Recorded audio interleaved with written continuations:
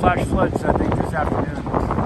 There was a warning, and it's just starting to sprinkle a little bit. I guess with that rain, it'll stop all the dust. It's a little bit cooler now. It's cooler air coming in.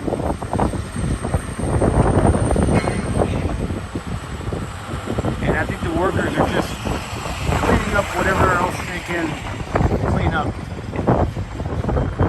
Improving whatever situation they can so that when they come back later, after it's rained or whatever happens, they're going to be in better condition than if they just left all at once.